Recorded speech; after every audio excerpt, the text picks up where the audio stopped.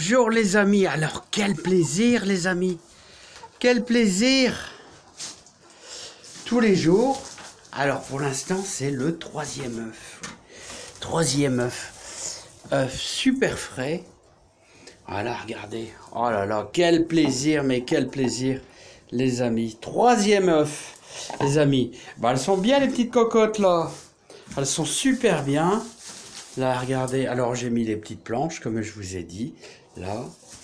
Voilà, et puis regardez, pour l'instant, c'est un petit domaine, je le reconnais, mais bon, on est en train de réfléchir pour que vous ayez beaucoup d'espace, et bien sûr, vous allez être beaucoup plus nombreuses.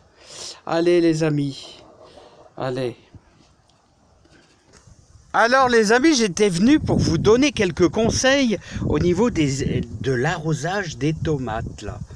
Alors voilà, on va récupérer un petit peu de ce liquide et je vais vous dire, c'est un petit peu soif là. Et à peu près tous les combien je vais vous dire que j'arrose mes tomates. Non mais c'est important. Et avec quoi pour avoir de belles tomates?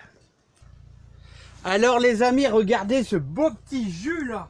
Alors je vais vous faire voir un petit peu ce beau petit jus. Alors, on va dire que c'est notre jus d'ortie. Notre jus d'ortie mélangé alors avec un petit peu de compost. Vous voyez, jus d'ortie mélangé avec un petit peu de jus de compost. Alors je vais vous dire les amis, ce qui est important au niveau des arrosages de vos tomates, ce qui est vraiment super important, c'est d'être régulier. Parce que la tomate, est-ce que vous connaissez le cul noir de la tomate? Là, c'est une grosse tomate cerise. Là, et quelquefois, là, dans le bas, vous avez une espèce, ça devient complètement noir. Vraiment, vraiment complètement noir. Et ça, c'est le cul noir, on appelle ça. Et donc, et rien de bien grave, hein. C'est surtout dû à un défaut d'arrosage. C'est-à-dire, vous faites des arrosages irréguliers. Alors moi, je vous conseille tous les 3 jours. Faut pas arroser tous les jours, hein. Non, non, pas tous les jours. Tous les 3 jours. Et là, vous n'aurez pas le cul noir. Vous arrosez en permanence tous les 3 jours. Vous allez, et puis un demi litre, ça suffit largement. On parle d'en serre, hein, ici en serre. 1,5 litre, voilà. Alors le jus de compost. Alors vous prenez votre compost bien mûr, que vous mélangez, je le mélange un peu avec mon purin d'ortie. Vous allez apporter une bonne nourriture, en plus du fumier de cheval pour vos tomates. Et je vais vous dire, pour les courgettes, c'est super bon. Pour les courgettes, les courges, là, vous voyez, ça, ce genre de jus là, d'ortie et de compost, vous allez m'en dire des nouvelles également. Hein. Par contre, quand c'est en petits pots comme ça, hein, faut pas non plus exagérer. Hein.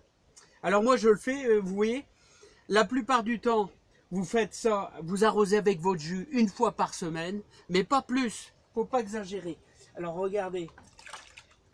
Regardez comment il est bien vert. Hein. Il est bien vert. Voilà, donc je prends une portion. Voilà. Carrément. Pas sur les feuilles. Vous arrosez comme ceci. Voilà. C'est pour ça que c'est bien de dégager. Comme ici, je ne l'ai pas fait. Vous dégagez les premières feuilles. Voilà. Et là... Alors là, vous avez quelque chose de fabuleux. Voilà. Donc, je vous dis, vous prenez, si vous reste un fond de compost que vous allez mélanger avec votre purin d'ortie, là, et surtout, moi, il a une grosse semaine. J'ai mélangé avec le fond du reste que j'avais fait il y a 1 mois. Voilà. Et en somme, il est un petit peu dilué. C'est mieux de le diluer. J'aime pas, j'ai toujours peur de brûler. Et je rajoute quand même beaucoup d'eau. Voilà. La proportion pour un purin d'ortie, c'est 10 litres et 1 kg d'ortie. Voilà. Bah moi, je suis plutôt je vous dis, au bout d'une semaine, je rajoute 10 litres supplémentaires. Donc je suis à 20 litres pour 1 kg d'ortie et je mets un peu de compost. Alors, quelle quantité de compost, vous allez me dire? Je mets à peu près 5 kg pour 20 litres d'eau, 5 kg de compost que je mélange bien. Là, je mélange dans mon gros bidon et c'est nickel, c'est impeccable. Donc, vous arrosez une fois par semaine avec votre jus de compost mélangé avec votre purin d'ortie et vous avez un super jus bien nourrissant. Alors, il n'y a qu'un seul légume qui ne va pas apprécier ça. Surtout, ne mettez pas ça pour les oignons et les échalotes. Voilà, ça ne va pas leur plaire parce que c'est... Les oignons, les échalotes, ils aiment bien, on va pas dire la sécheresse, mais ils aiment bien quand même un peu le sec et surtout, ils n'aiment pas tout ce qui est fumier, choses comme ça. Donc le compost, c'est pas vraiment du fumier, mais surtout quand même, essayez d'éviter quand même pour faire cela. Voilà les amis, donc moi je vous dis, purin d'ortie mélangé avec un peu de jus de compost, vous allez m'en dire des nouvelles. Voilà, je vais vous faire voir un petit peu ce que ça donne. Voilà, regardez. Hop, voilà, on va faire celle-ci. On va faire celle-ci les amis. Voilà, voilà, excellent. Voilà.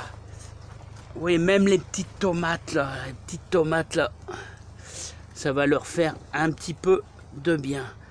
Voilà, hop. Voilà, regardez comment il est super. Allez les amis, je vous laisse. Plein de bonnes choses, plein de bonheur et plein de joie. À bientôt. Regardez là. Ça, elles vont apprécier aussi.